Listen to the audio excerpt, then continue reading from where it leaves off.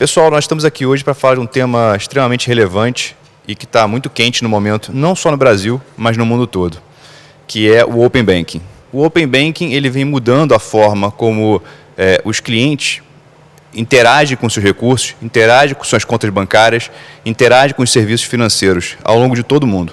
Alguns países já estão mais avançados, outros, como o Brasil, não implementaram ainda, mas já estão bem avançados nos debates. Como o Fred falou, nós temos hoje aqui 3 figuras extremamente importantes desse cenário, e a ideia hoje é a gente falar de forma bem ampla sobre esse tema, indo desde investimentos até a parte de crédito e passando por todos os temas transacionais. Eu vou passar a palavra para cada um deles, para que eles possam se apresentar com um pouco mais de detalhes, e logo em seguida começamos com as perguntas. Ingrid, bom dia, prazer estar aqui com você hoje. Por favor, fique à vontade para as suas primeiras palavras. Não, legal. Bom, primeiro, super obrigada pelo convite. Um prazer falar sobre Open Banking. Eu quase não estou falando sobre Open Banking ultimamente.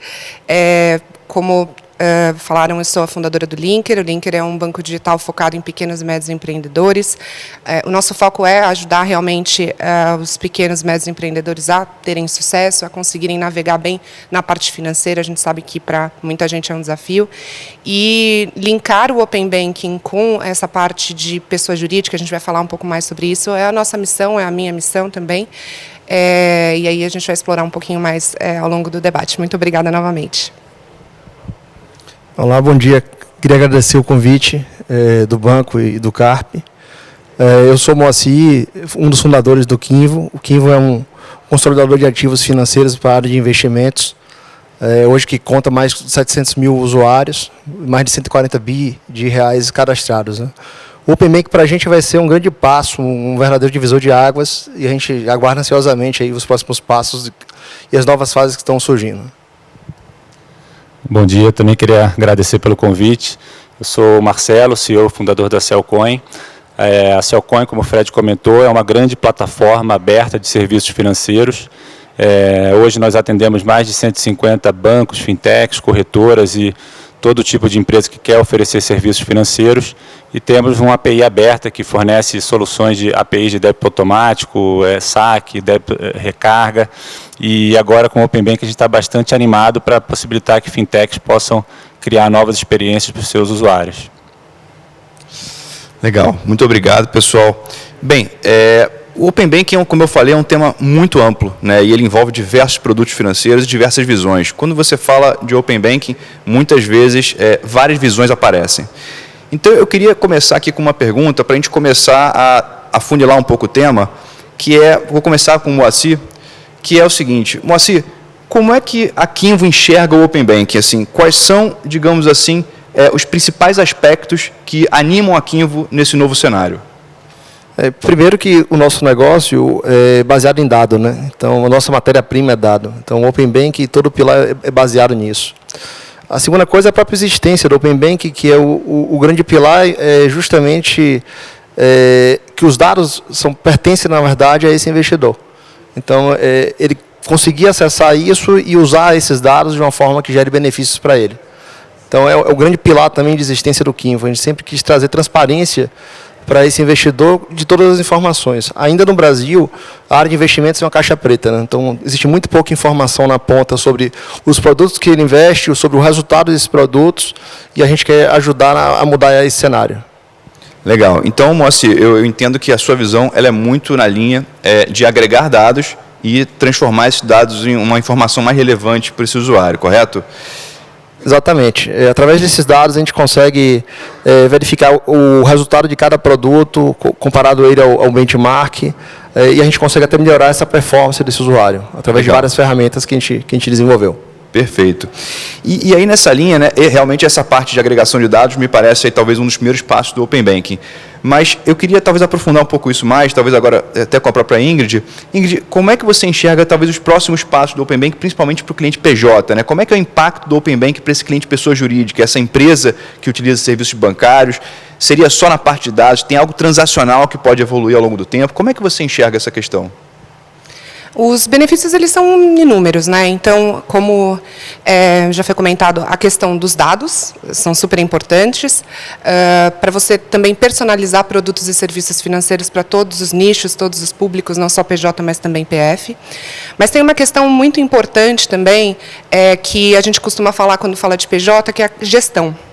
Existem algumas pesquisas que indicam que se o pequeno empreendedor ele tem acesso a ferramentas de gestão mais inteligentes, mais intuitivas, que consigam indicar melhores caminhos para ele, ele consegue não precisar de um crédito emergencial, por exemplo, que a gente sabe que muitas vezes não tem uma taxa tão aderente para o momento e tal, ele fica no desespero e acaba consumindo esses produtos que não são tão bons para a vida financeira da empresa. A gente aposta muito, principalmente no Linker, nessa questão da gestão. Então, o Open Banking, para a gente, vai também na construção de produtos e serviços, passa por crédito, para você dar um crédito mais inteligente, um crédito que fica disponível não só quando o empreendedor está desesperado, está numa situação mais crítica, mas também para que ele consiga gerir o end-to-end da empresa, ter essa visibilidade de maneira mais simples também.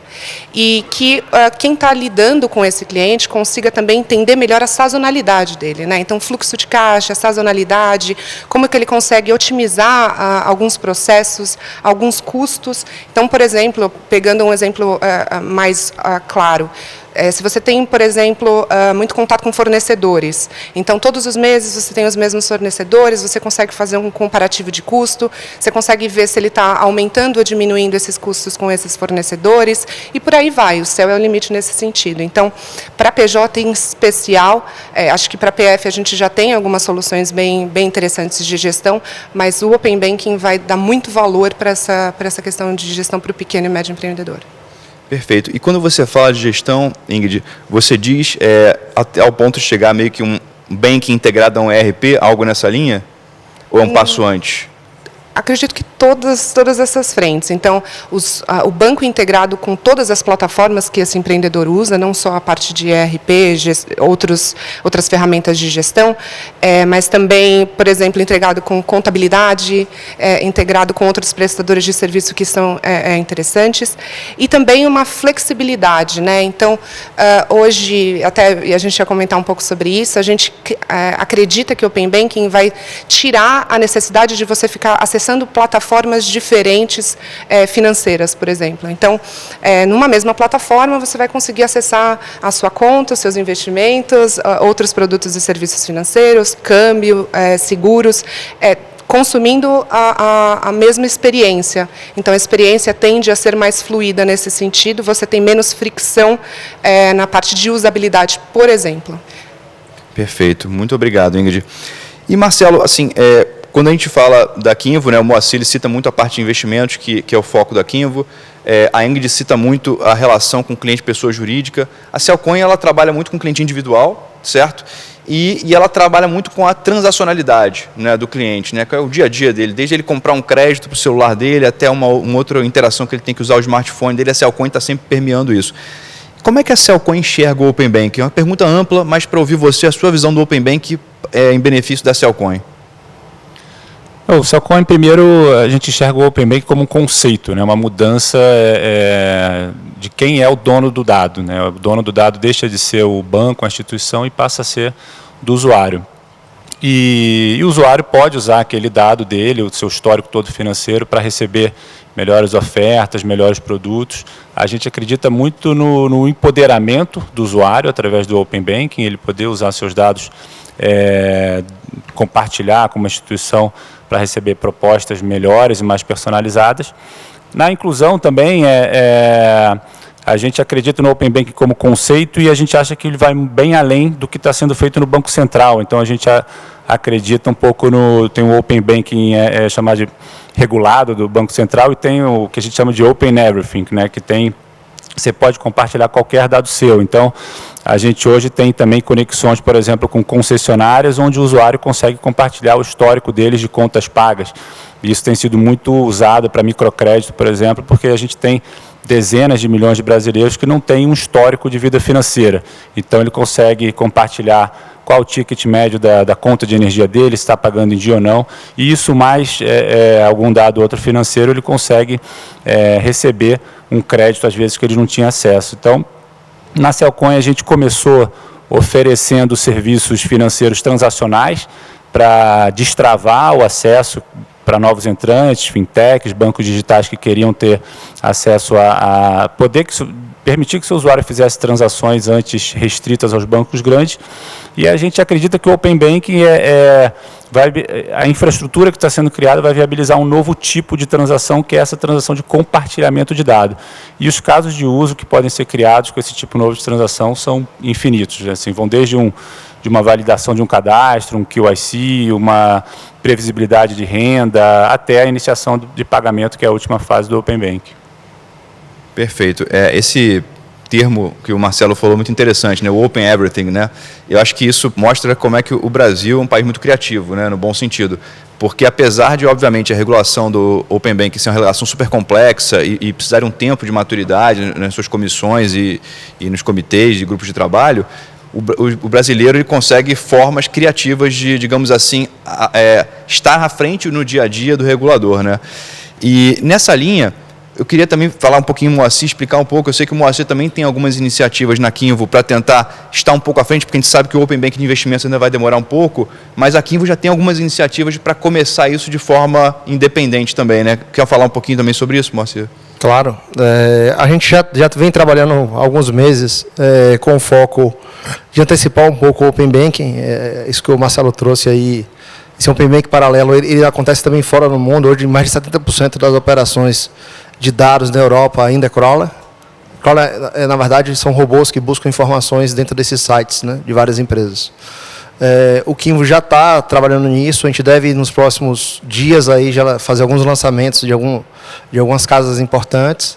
E até o final do ano, aí, as 20 principais casas do Brasil, a gente já vai estar trazendo dados de investimento. Tá?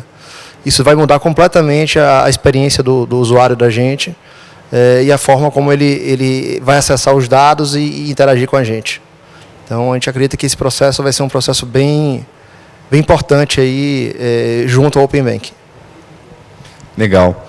E passando um pouquinho para um tema que é extremamente importante, né? Porque, obviamente, o Open Everything é o que a gente tem hoje, mas o Open Banking é, de fato, o que vai reger a gente para os próximos anos. E eu queria pedir passar um pouco a palavra para a Ingrid, na verdade, visto que a Ingrid ela faz parte do board do Banco Central que discute esse assunto. Ingrid, eu queria que vocês falassem um pouquinho para a gente assim, dos próximos passos desse cronograma, quais são os serviços que vão entrar primeiro para esse Open Banking, o que vai ficar por último, o que a gente pode esperar em 2021 e 2022 para o Open Banking? É uma ótima pergunta. Eu acho que não tenho a resposta completa do futuro, mas a gente faz alguns exercícios de futurismo que também são bem interessantes.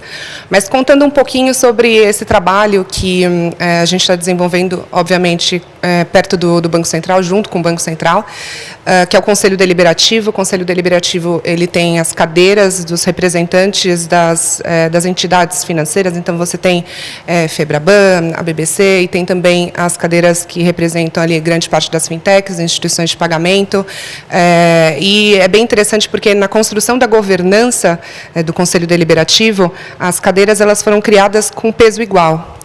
O que é muito interessante, porque a gente acredita que as fintechs podem trazer bastante contribuição, principalmente na parte de inovação, tecnologia, já que elas são constituídas desde sempre, têm o seu DNA tecnológico, então elas são nativas digitais. Isso traz uma visão digital muito importante e necessária para o Open Banking. Inevitável, né, essa discussão. E é bem interessante também falar sobre as fases, né, do Open Banking. A gente tem ali 4 fases mínimas. Eu falo mínimas porque depois da 4ª fase o trabalho continua, mas não nesse cronograma. Acho que as principais fases estão acontecendo agora. A gente tem a primeira fase, que é uma fase de compartilhamento de dados, mas dados das próprias instituições, como produtos financeiros, valores, esse tipo de coisa.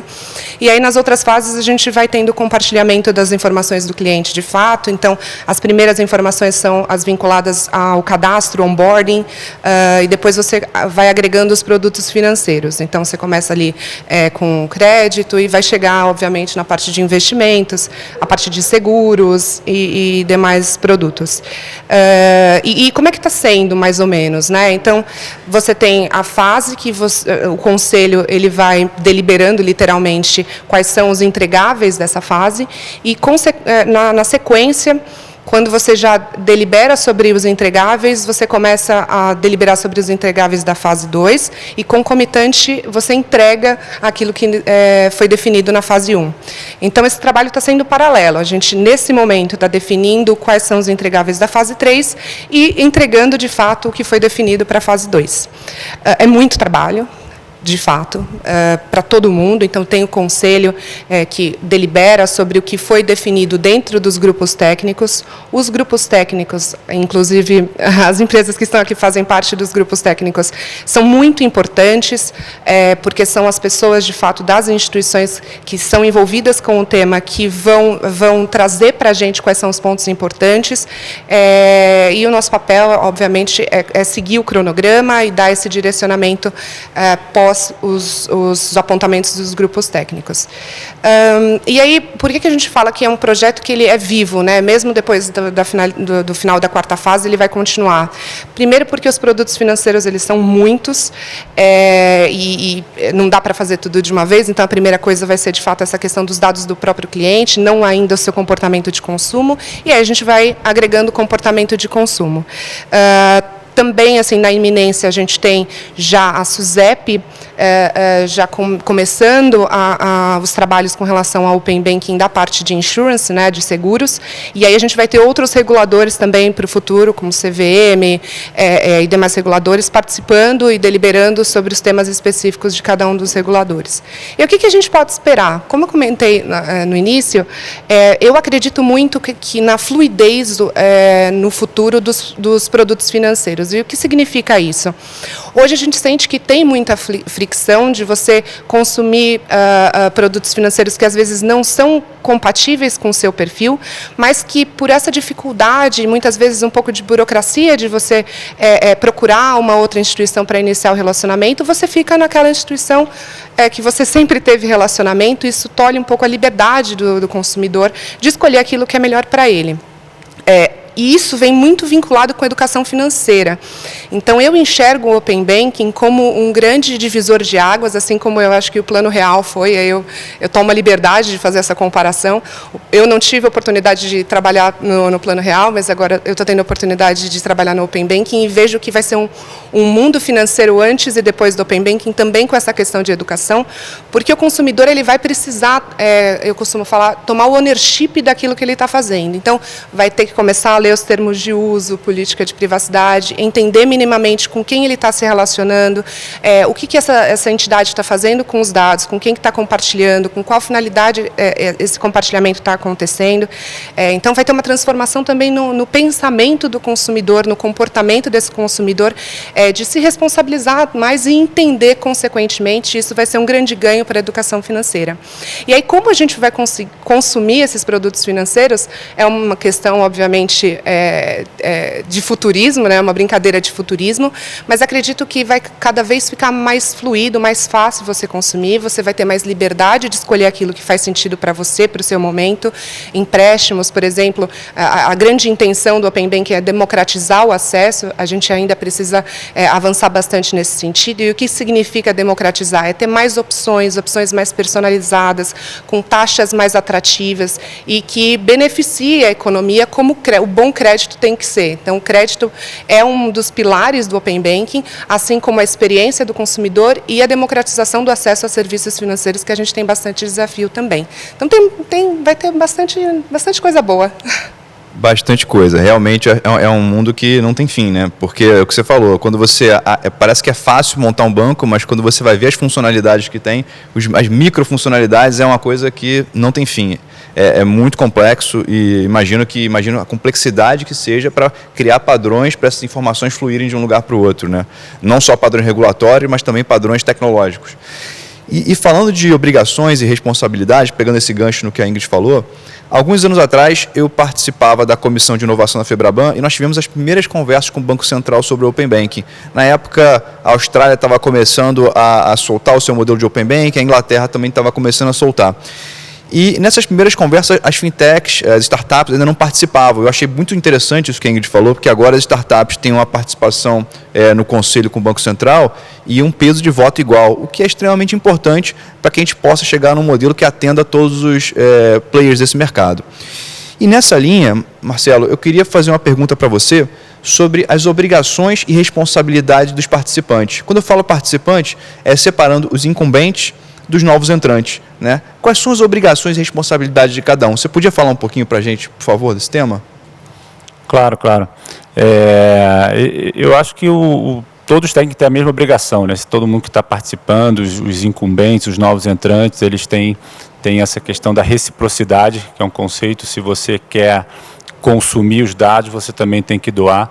Naturalmente, você tem as grandes instituições que têm mais dados, as entrantes têm menos, mas acho que esse é um conceito que é super importante para não ter aquela questão de ter gente querendo só consumir e sugar sem estar participando em igualdade de condições, né? Então, acho que esse seria talvez o principal, de uma forma macro, o principal conceito, né? E eu acho que como desafio tanto para incumbentes como novos entrantes, né, eu acho que o Open Banking visa eliminar a assimetria de informações, né? Todo mundo vai ter o mesmo acesso aos dados de um determinado cliente, né? Antes, só um banco, por exemplo, tinha toda a vida financeira dele, e agora todo mundo vai enxergar ele exatamente da mesma forma, vai ter acesso à mesma histórico de fatura de cartão ou extrato. Então, eu acho que quem ganha com tudo isso no final é o cliente, que vai poder receber, como a Ingrid falou, no caso de um empréstimo, por exemplo, você vai saber exatamente como personalizar uma oferta para ele, qual é a taxa certa para o caso dele. E eu acho que fica o desafio também para fintechs e bancos que, quando você elimina essa assimetria, todo mundo tem acesso à informação, tem também o cliente ganha na ponta do custo, né, no caso do empréstimo, por exemplo, mas tem, assim como o Pix pode reduzir as margens no mundo do pagamento, eu acho que no mundo também de produtos financeiros, o Open Banking pode ter um papel, gerar um desafio para as fintechs e bancos na questão das margens também, né? As margens podem ficar mais apertadas para todo mundo e o desafio ganhar a escala, né? Acho que eu vejo um pouco dessa forma essa participação de incumbentes e novos entrantes, né? Perfeito. Falando desse tema de Banco Central ainda, eu queria fazer uma pergunta ao Moacir. Eu sei que a Kinvo participa também de alguns grupos de trabalho com o Banco Central, com esse foco em investimento. A gente sabe que investimentos, como a Ingrid falou, estão mais para o final do processo.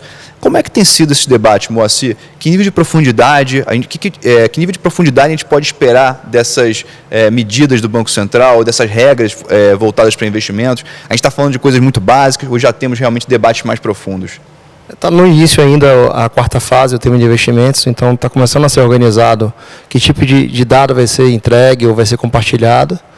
O importante é que, como o Marcelo falou, isso passa a ser padronizado, o mercado de investimento ainda é muito despadronizado em relação a alguns temas, e isso, acho que o consumidor final ele só tem a ganhar, né? Porque ele passa, na verdade, a ter ofertas de forma muito mais clara e de forma mais transparente. Então, tem uma mudança bem relevante nesse tema de investimentos, como a gente estava até comentando antes comigo. Acho que é um dos principais verticais aí que vai ter um ganho muito relevante, porque é uma área ainda meio cinzenta. Mas a gente acredita muito na força do Banco Central, ele tem sido muito atuante, muito firme em relação à posição dele, e acho que vem coisa boa por aí, tá? Então, acho que o mercado de investimentos nos próximos anos, realmente ele vai ser revolucionado. A gente passou por algumas revoluções aí de meio de pagamento e algumas outras áreas, mas investimento realmente ele começa daí agora.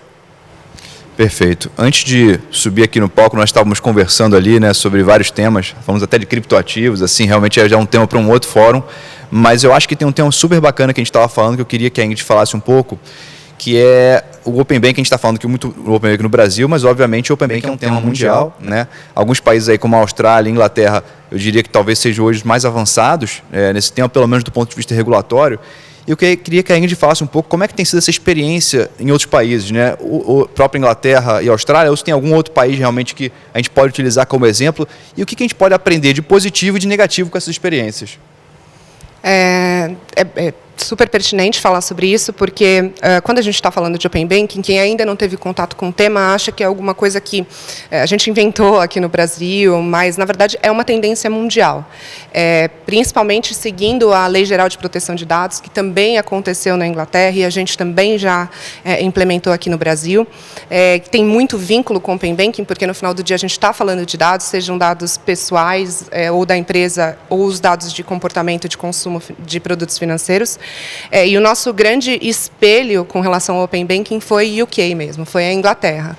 O Banco Central fez um trabalho excepcional de acompanhar a construção e a implementação, e o trabalho excepcional de trazer para o Brasil aquilo que de fato combinava com a nossa economia, aquilo que se aplicava ao nosso momento, à nossa situação, que tem as suas peculiaridades. E uma dessas coisas que eu achei super interessante foi a opção do Banco Central aqui no Brasil de conversar com entidades representativas. Porque um dos pontos que aconteceu na Inglaterra foi que o Banco Central ele conversou com todos os players de maneira separada, não organizada. Isso, obviamente, abre um debate, uma democracia super importante, mas acaba trazendo uma lentidão maior que o próprio processo aplica. E aqui no Brasil, o Banco Central, sabendo da nossa complexidade também com relação à estrutura financeira, complexidade no sentido de número de entidades, número de bancos, número de cooperativas, por exemplo, que a gente tem bastante, optou por centralizar essa comunicação nas entidades representativas mais representativas. Então, as cadeiras hoje do Conselho são com essas entidades que estão representando todo um setor.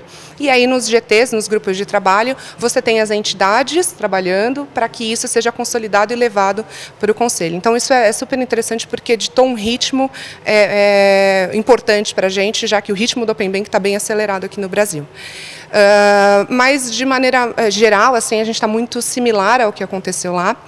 E aí, uma outra característica, até a gente estava conversando sobre isso um pouco antes, que muito se fala com relação à adoção do Open Banking na Europa, por exemplo, que o projeto foi implementado e a gente nunca fala que finalizou a implementação, porque, como a gente falou, é um processo que não acaba nunca, né? Então, para sempre a gente vai estar aprimorando esses projetos.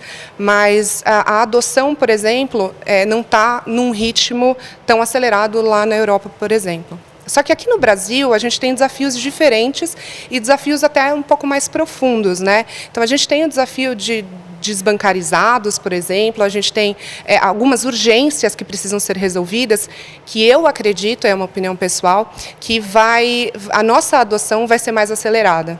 E aí tem o trabalho também das próprias entidades, das próprias empresas, dos bancos, dos incumbentes, dos novos-entrantes, das fintechs, de fazer esse trabalho de aculturamento do Open Banking, o que quais são os pontos importantes, quais são os benefícios para a sociedade, porque, como eu falei, como a gente tem essa urgência em bancarizar essas pessoas, em melhor bancarizar, em ofertar produtos e serviços financeiros, eu acredito que a nossa adoção vai ser mais acelerada. Perfeito. Realmente, essa palavra Open Banking, ela é muito bonita para a gente falar aqui no palco, né, nesse debate aqui, mas quando você chega no dia a dia das pessoas, né, como é que a gente traduz o Open Banking para a realidade delas? E nessa linha, eu queria fazer uma pergunta ao Marcelo, assim, Marcelo, como é que a gente endereça essa questão, né? Como é que a gente pega esse Open Bank, essa palavra bonita, e transforma isso em serviços que geram valor, né, para a nossa grande parte da nossa população? Não adianta a gente gerar valor para 10 mil pessoas, 5 mil pessoas, né? Nós temos mais de 200 milhões de habitantes. Como é que a gente faz essa palavra bonita gerar valor para grande parte dessa população? E gerar valor, que eu digo, minimizar os custos, minimizar os atritos que essas pessoas têm. Como é que você imagina que isso pode acontecer? Eu acho que o primeiro passo é o que está sendo construído, né, durante essas discussões, nos grupos de trabalho que a gente está participando com a Ingrid, né? Eu acho que tem esse primeiro passo, que é criar a estrada, né, pavimentar a estrada do Open Bank, a infraestrutura, talvez combinar isso com um pouco de fontes externas. E eu acho que o grande desafio de fintechs, bancos incumbentes ou não, é você conseguir gerar valor, fazer o usuário final perceber um valor da sua oferta, né? Acho que só assim a gente vai conseguir essa adoção veloz que a Ingrid comentou. Eu acho que o grande desafio do Open Banking vai ser esse, né? O usuário vai compartilhar os dados para quê?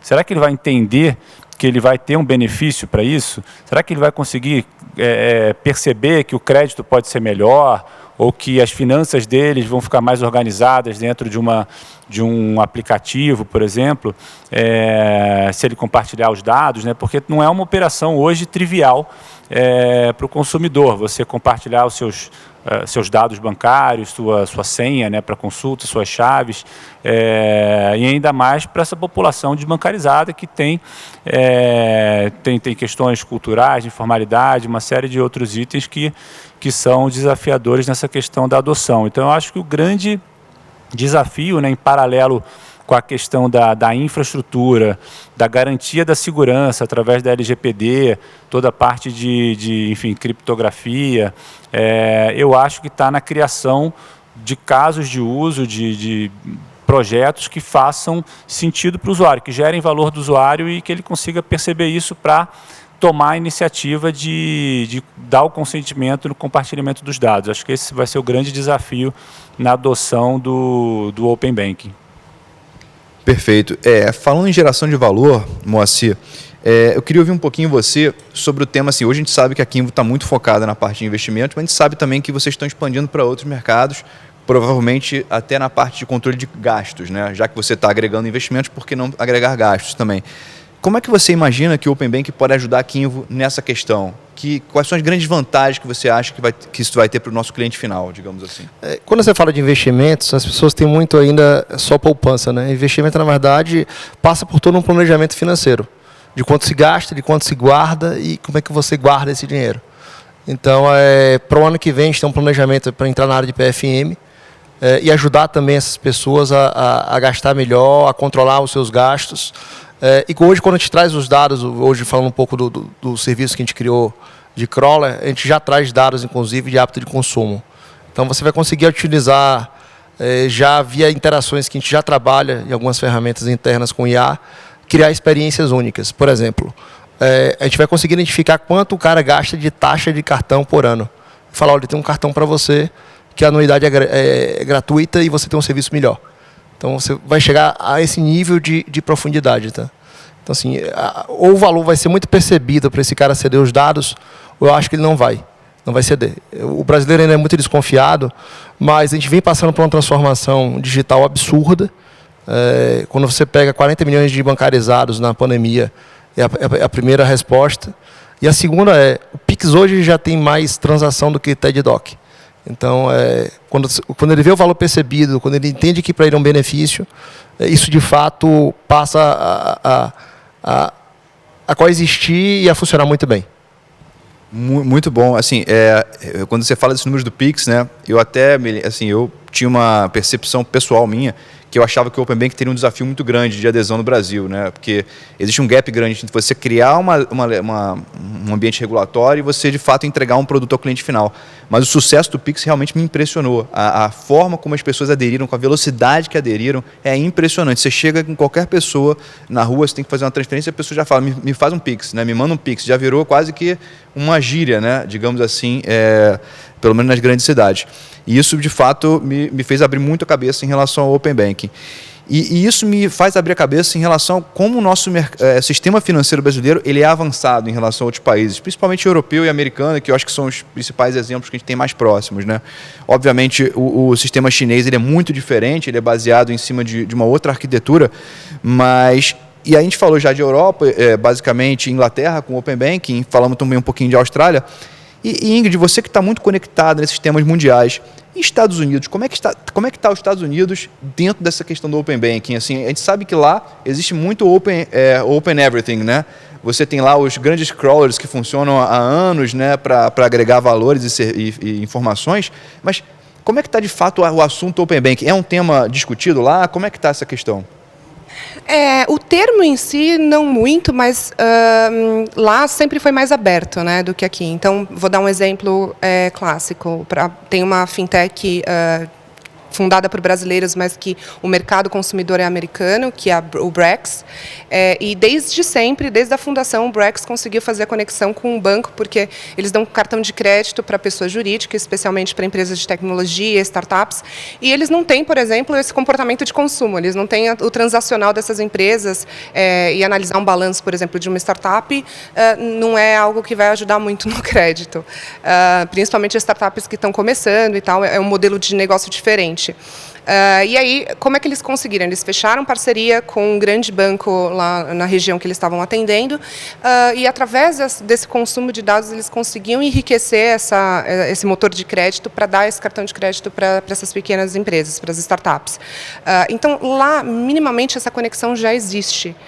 Então, você não precisa fazer um projeto, por exemplo, como o Open Banking, desenvolver isso de maneira regulatória e também depois fazer a aplicação disso da maneira como a gente está fazendo. Até porque tem a questão, tem que levar em consideração o nosso perfil mesmo, né? A nossa economia, como é que ela se comporta, quais são os nossos desafios, e o desafio do compartilhamento do dado, não só para o setor financeiro, mas acho que para vários setores, ele estava cada vez mais latente, por isso a gente foi constituindo ali regulações, não só, como eu falei, o Open Banking, mas também a própria LGPD, que vai reger várias coisas que a gente vai fazer nesse sentido, para esse compartilhamento ser feito, para você empoderar o consumidor sobre os seus próprios dados, e o empoderamento ele vai além de dar poder, ele também tem que passar, como eu falei, por essa questão de aculturamento, de educação financeira, para você criar as regras para que esse compartilhamento seja o mais saudável possível. Então, eu entendo que nesse tema especificamente eles estejam mais avançados. E aí eu queria só falar um ponto também, que a gente fala muito sobre o Open Banking, da questão de produtos e serviços financeiros, é óbvio, o ganho vai ser estrondoso nesse sentido, principalmente crédito e acesso mesmo, a partir do momento que você barateia toda essa infraestrutura, fica mais fácil esse valor ser percebido financeiramente para o consumidor final. Mas tem um ponto que eu acho muito relevante, que o Open Banking vai ajudar, que é a questão de cadastro. Não só na pessoa física, mas também na pessoa jurídica, e não só para serviços transacionais como no Linker, mas também investimentos, conta de uma maneira geral e outros produtos. Hoje a gente tem um custo muito grande do sistema financeiro como um todo, não só dos incumbentes, mas as fintechs também, principalmente, que é a captura desses documentos, a validação desses documentos, validações adicionais para a prevenção de fraude, para a prevenção da lavagem de dinheiro. Falando do mundo de PJ, por exemplo, hoje a gente não tem o contrato social padronizado, você não tem o contrato social digitalizado dentro das juntas comerciais ao redor do Brasil. Esse processo ainda está começando, a gente tem, acho, se eu não me engano, São Paulo, mas as outras localidades ainda não estão fornecendo essas informações de maneira digital. Então, você tem ainda um trabalho manual que requer trabalho operacional, de times operacionais, para fazer esse tipo de análise de poderes, do contrato social em si, de firmas, né, que a gente fala firmas e poderes, que tem um custo gigantesco, e esse custo é repassado, sim, ao cliente. A gente entende que o Open Banking ele vem também ajudar nesse ponto, é um ponto extremamente crítico, é o primeiro ponto de relacionamento com o cliente, que hoje tem muita fricção, porque o cliente, você fica na dependência, muitas vezes, do cliente enviar, tem um tempo para você conseguir analisar. Quando a gente está falando de fintech, que é um serviço digital, você quer editar um ritmo mais rápido, porque, enfim, é digital, mas com processos que muitas vezes você não consegue digitalizar. Então, eu acredito que o Open Banking, acho que um dos primeiros sintomas positivos que a gente vai sentir com o Open Banking vai ser essa questão do cadastro. Então, se você já teve uma entidade validando, você tem uma confiança maior que aqueles dados que estão sendo fornecidos são verdadeiros, correspondem àquela pessoa. O endereço, por exemplo, também é um ponto muito importante nessa questão do cadastro. Então, onboarding, como a gente fala no meio, de uma maneira geral, vai ser muito privilegiado, e isso, consequentemente, vai respingar positivamente nos clientes com relação ao custo financeiro de uma transação financeira e desse relacionamento de uma maneira geral. Esse tema de onboarding ele não está diretamente relacionado ao Open Banking, mas ele é muito interessante, né? O onboarding pessoa física, se eu não me engano, foi em 2015 ou 2016 que nós tivemos a primeira regulação específica do onboarding digital, né, para bancos. E PJ até hoje ainda é um modelo semi-manual, né? Isso está avançando bem já, Ingrid? Como é que está essa questão? Não, com certeza, como eu falei, está avançando. Talvez, para quem trabalha exatamente com esse público, não esteja no ritmo que a gente quer, que a gente sempre quer, ainda mais sendo uma empresa de tecnologia, a gente sempre quer uma rapidez muito, muito grande, mas está avançando. Acho que o futuro, e eu acho que o Open Banking, apesar de, como eu falei, não estar diretamente relacionada, vai ajudar, porque quando eu recebo uma informação que foi validada, pelo menos por um grande player, por uma outra instituição, eu tenho um grau de confiança maior e eu posso ter menos ferramentas para fazer as validações que já foram feitas. Eu não preciso ter esse retrabalho. Óbvio que a responsabilidade do cadastro sempre vai ser da entidade que está se relacionando, mas quando você tem uma confiança geral no mercado com relação a esses dados, fica muito mais fácil. Mas acho que, pensando em PJ, um dos pontos mais críticos é essa questão do contrato social, que se você já teve, como eu falei, alguém que analisou, se você consegue capturar essa informação de outra instituição já com meio caminho andado, tem um grande ganho. Ótimo, legal. Bem, nós estamos entrando aqui nos últimos 10 minutos e, para finalizar, eu queria fazer uma pergunta para os três e depois mais uma para os três, para a gente finalizar bem aqui o nosso debate. A primeira pergunta é sobre a questão de impacto social, né? Como é que o Open Banking pode ajudar na inclusão financeira no Brasil? A gente falou muito de o Brasil ainda, apesar de ter um sistema financeiro muito avançado, nós ainda temos um alto nível de desbancarização aqui. Por outro lado, o smartphone avançou muito, né? Hoje em dia a penetração é absurda, a internet 3G, 4G, provavelmente 5G daqui a pouco também já tem basicamente uma capilaridade no país todo. E as startups, tudo isso aí tem ajudado essa desbancarização a diminuir.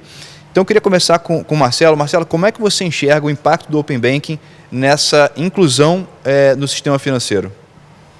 Eu acho que são, de forma resumida, duas pontas, né? Primeiro é o acesso em si a mais serviços, né? A pessoa que antes era uma pessoa invisível, agora ele podendo compartilhar seus dados, as instituições, fintechs, bancos vão poder conhecer e oferecer o produto que for mais, tiver o melhor fit, e também na redução das margens, dos spreads, né? Eu acho que, como a gente falou anteriormente, quando você tem uma assimetria de informação, todo mundo vai brigar por aquele cliente, vai brigar para dar a melhor taxa. Então, eu acho que o consumidor vai ganhar assim, com mais acesso e também com uma redução de custo, no caso do empréstimo, ou de ofertas melhores até na parte de investimento, né? Mas aí eu vou passar a bola aqui para o Moacir, que é o expert aqui nessa parte. Obrigado, Marcelo. Eu acho que o grande ganho aí é justamente como você vai democratizar o acesso a produtos que antigamente era impossível de se falar, né? Então, você vive um cenário hoje de Selic baixa, com juros real negativo, e aquele rentista tradicional, ele meio que desapareceu. Então, você vai conseguir hoje ofertar, até que não tem hoje muita coisa para guardar. Então, um cara de R$100 que era obrigado a colocar na poupança, hoje ele consegue acessar um fundo, ele consegue hoje ir para a renda variável. Então, ele passa a ter uma série de novos produtos que vão ser ofertados aí por não só corretoras, bancos e fintechs também, uma experiência totalmente diferente.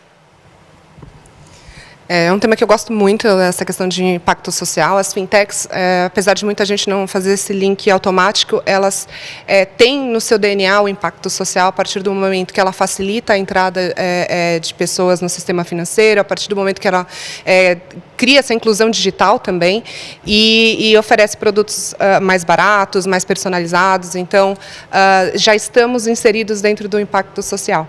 E uma coisa interessante é que a gente, eu sempre falo sobre isso, a gente tem a sensação, principalmente pensando em Brasil, pensando nas populações mais longínquas, que serviço financeiro muitas vezes é um luxo, quando, na verdade, não. Serviço financeiro, inclusive para a nossa própria Constituição Bancária, é um serviço essencial, é dignidade, dignidade financeira, e tem um impacto muito positivo quando bem inserido na economia familiar e na economia como um todo.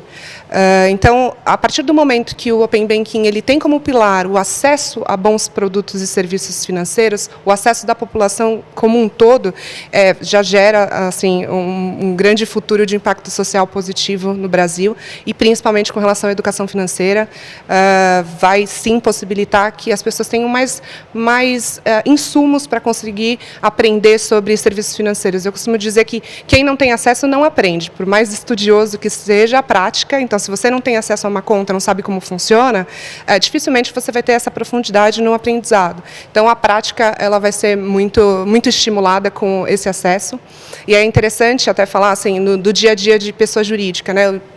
O Linker trabalha com pequenas e médias empresas. Aí você pensa, poxa, a pessoa abriu uma empresa, então ela tem uma familiaridade com o serviço financeiro de uma maneira geral, serviços bancários.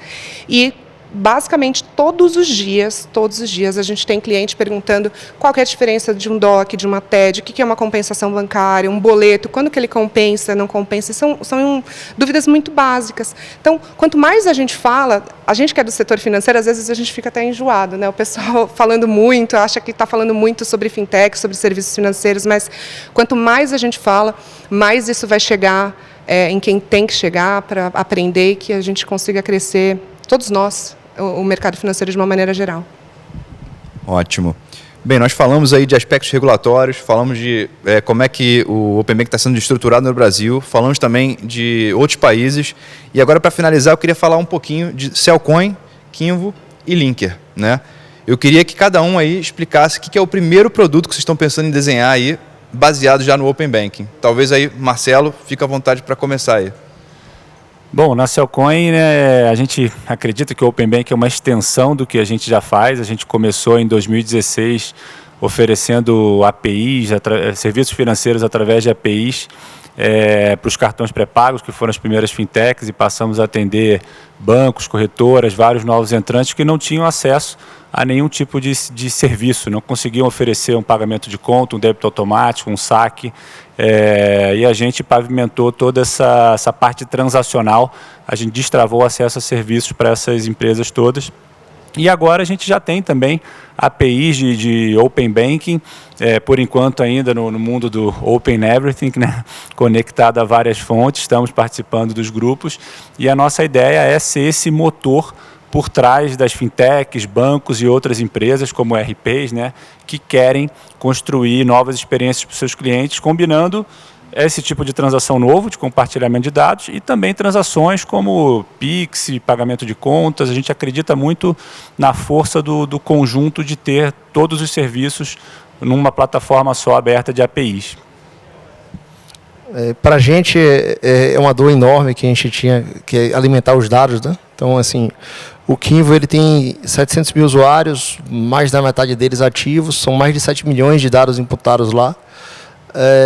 E o grande desafio sempre foi esse, a gente ter esses dados atualizados e as pessoas acompanhando esses dados. Então, o Open Banking ele muda totalmente, ele vai para uma nova fase da gente, que eu diria a fase 2 do Kinvo, em que a gente vai começar a fazer a jornada completa para esse usuário. Então, ele vai entrar lá, ele vai conseguir acessar os dados de investimento, a gente vai interagir com esses dados dele e vai conseguir fazer a jornada completa, colocando ele no melhor produto. Então, a gente vai linkar com as casas, a gente deve inaugurar já a parte de Open Banking com o próprio banco BTG. Então, a gente vai fazer uma integração com o banco aí nas próximas semanas ou meses e vai criar essa experiência já para o usuário na ponta de forma muito sólida. A gente acha que muda bastante a experiência desse cara não ter que imputar nada e ter as informações todas disponíveis para ele em tempo real. Isso realmente vai gerar um valor percebido enorme na base da gente. No caso do Linker, em especial, acredito que a parte de gestão, como eu falei, para a gente é bastante importante. A gente quer ter a possibilidade de gerar esse valor para os nossos clientes, para que ele consiga gerir a empresa dele, que a empresa dele tenha sucesso, porque é só com as empresas no Brasil tendo sucesso que a gente vai conseguir ter sucesso também. E a parte de crédito também é bem importante, então, desenhar um crédito que seja compatível com o momento de vida da empresa, um crédito que tenha uma taxa também compatível com o tipo de empresa, de novo, entendendo sazonalidade, entendendo fluxo de caixa. Então, acho que são essas duas frentes as mais beneficiadas no Open Banking dentro do Linker. Legal. Muito obrigado aí pela participação de todos vocês aí. Foi um prazer estar aqui debatendo esse assunto tão rico e tão novo, que está muito quente não só no Brasil, mas no mundo todo. E deixo aqui mais 1 minuto para cada um, suas considerações finais, para que vocês possam dar seu recado final aí sobre esse novo mundo aí do Open Banking e da inovação. Agora você pegou desprevenido aqui. Não, eu acho que a gente está super animado com essa transformação, né? Quando a gente coloca o Pix e o Open Banking juntos, é como se tudo que a gente tinha antes, tudo virou legado, né? E a gente precisa, algumas ferramentas, alguns legados vão durar muito pouco tempo, como a TED, outros mais tempo, mas a gente está super animado em poder participar dessa revolução financeira aí que está acontecendo no Brasil, né? A gente acha que são são iniciativas do Banco Central que vão transformar realmente a indústria e provocar um impacto tremendo aí na população e fazer o bem aí para o nosso país. Eu diria que o momento que a gente está vivendo é um cataclisma, né? É a reunião de vários eventos e eventos que mudam para sempre toda a questão do sistema financeiro nacional. Então, quando você junta o Open Banking, o Pix, ontem o Roberto Campos falando do Real Digital. Então, você tem uma mudança aí que vai forçar, na verdade, as instituições hoje a digitalizarem mais rápido. E acho que o grande ganhador disso aí é o consumidor final, que já foi penalizado durante décadas aí em relação a produtos e juros que só penalizam ele. Então, acho que é um momento para ser festejado. Acho que os próximos anos vão ser bem interessantes. É um privilégio participar desse momento, participar dessa construção. Eu costumo dizer que não é uma construção do Linker, nem da Ingrid, nem do Banco Central, nem dos outros players que estão participando, é uma construção do país. Então, convido a todos a conhecer o Open Banking, buscar essas informações. Existem hoje várias fontes super sérias que estão compartilhando.